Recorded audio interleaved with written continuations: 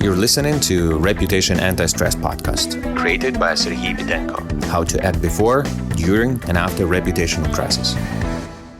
How should management of global company react if local team acts in the interest of its country? Sergii Bidenko, Reputation and Crisis Advisor, cancel culture expert and researcher. During the war between Russia and Ukraine, the issues of corporate policy and regional business development, particularly for international brands, became acute. Many international companies immediately and categorically announced their decision to leave the Russian market. Others are looking for ways to solve urgent problems.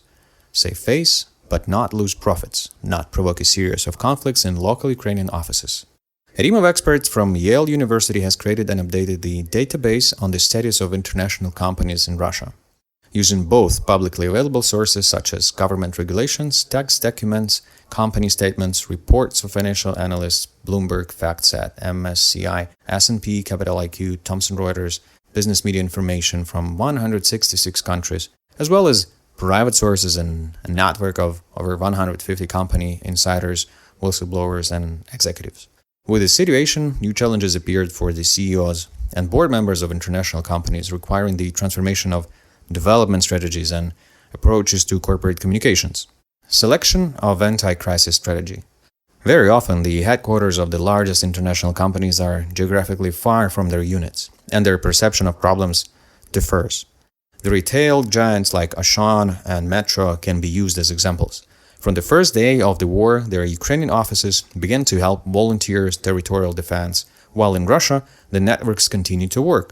The Ukrainian office of Metro even published an open position that the chain stores should be closed in Russia.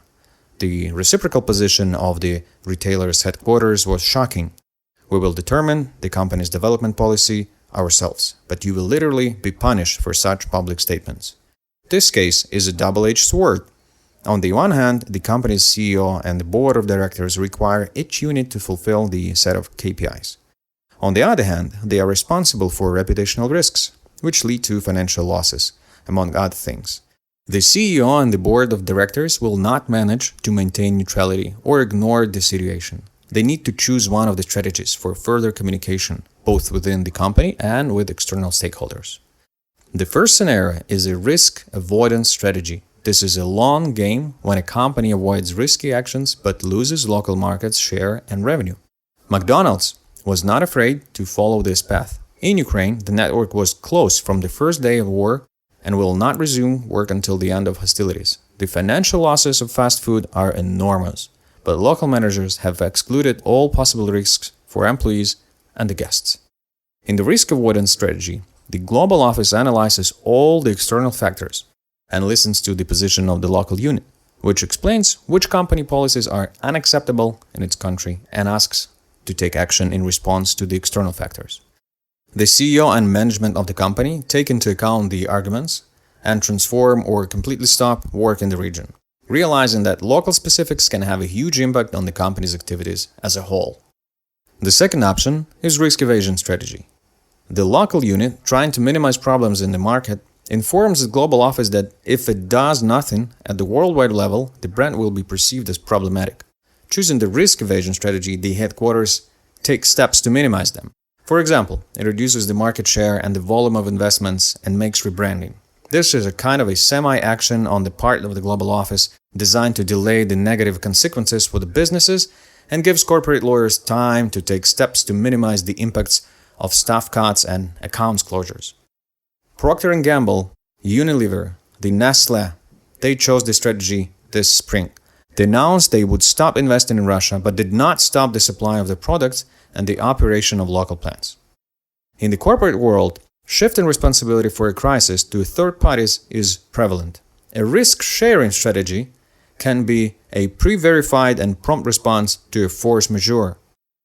The point is that understanding the inevitability of the risk, the company's top management looks for a third party that will share responsibility for its consequences. This can be the insurance companies, or in the system of relationships between the developer and the owner of the apartment. The responsible third party may be the electricity supplier. Responsibility for health risks and consequences has been placed on vaccine manufacturers. The World Health Organization's COVID-19 vaccination campaign is a prime example of the risk-sharing strategy. Pfizer even took on a social mission and ran an educational campaign about the importance of vaccination. The sense of risk-taking strategy is to understand the potential of risks and the consequences of its realization as a crisis. In this case, the company can actively and fully form reserves to eliminate the consequences. In short, to say, it is inevitable, we should be ready, and accumulate the necessary resources to eliminate the problems that arose as a result of the crisis. Of course, you can also choose a passive scenario to deal with the issues as they arise. If the risk happens, involve someone to analyze the consequences and take action. But here, there is possibility of significant financial losses because of the crisis and the high cost of eliminating its consequences. Regardless of what anti-crisis strategy the decision-making center chooses, they should understand that in the modern world, the risk is inevitable and its consequences for the company will be tangible. Listen and hear. Let's get back to the vertical of anti-crisis relationships between the local offices and the decision-making centers. The relevance of this type of communication became evident in 2022. We observed different tones of voices of brands in response to Russia's war against Ukraine. The particular difficulty of the situation is that its resolution was influenced not only by the position of local units, the decisions of global management, but also, and often to a greater extent, by the position of a company customers and brand consumers. The latter said they were not satisfied with the company's position. This means that conflict is possible. The local office informs the head office about that. The latter can either take the situation seriously and attentively or react nervously. Like, mind your own business, this is not your level. Or, we don't consider this a problem, ignoring the situation. Ignoring leads to the fact that consumers increase pressure. They begin to criticize or even attack via social network publicly, and they use all the communication possibilities of the digital world. The biggest mistake of the corporate world is not to hear the side that signals the problem, to make it feel offended, unheard, misunderstood. That leads to be a conflict not only outside but also within the company. In response to ignoring the problem at the hand of global management, employees begin to leave the company, often becoming sources of negative information about the headquarters. So how can top management initially correctly build a communication vertical?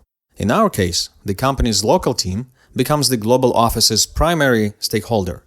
The global office should not act according to the principle, I am the boss and you are the fool. In a crisis, there is no question of subordination. It is necessary to assess threats and mitigate their consequences as much as possible. The threats can be different, starting with the mass dismissal of employees in the region, ending with the loss of market as a whole. In particular, the state's authorities can deprive companies of preferences, deny development opportunities, or even worse, they would force it to leave the market. Therefore, there can be only one recommendation for global management: to discard hierarchical relationships, to deal with the crisis situation as if company is working on a solution to this crisis with the participation of its ordinary customer. It is also necessary to feel and act in a crisis situation where your employees in the local offices are essentially your customers.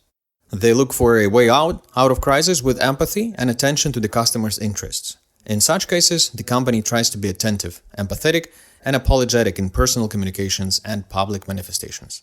It is obvious that using such approach will allow a company or the management of this company to look at the situation differently and get through the crisis with minimal losses.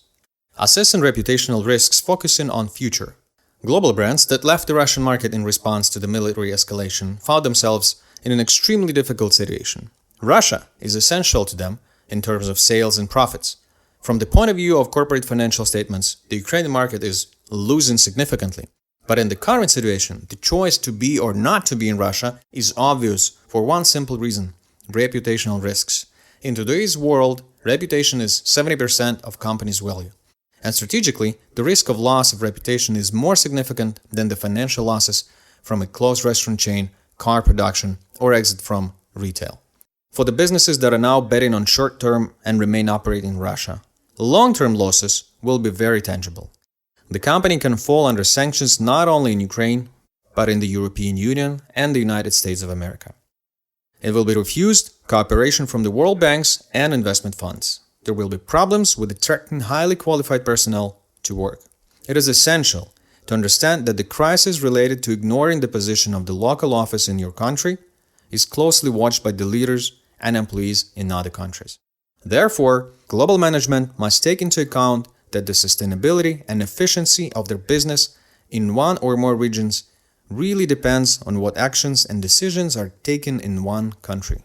This is very similar to the critical customer feedback strategy.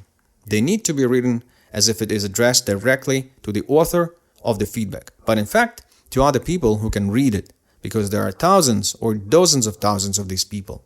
And they will decide whether to become your new and existing customers or remain loyal to you. It is obvious that at present, neglecting ethical standards in society is an erroneous strategy. This means that the management of the central offices should make decisions in the conditions of geopolitical crisis in partnership with their regional teams, strategically in the interests of their countries. You've listened to the Reputation Antistress podcast. My name is Sergii Bidenko. I'm the Crisis and Reputational Advisor. I help top managers and business owners, members of supervisory boards, find and apply the best solutions to overcome reputational crisis.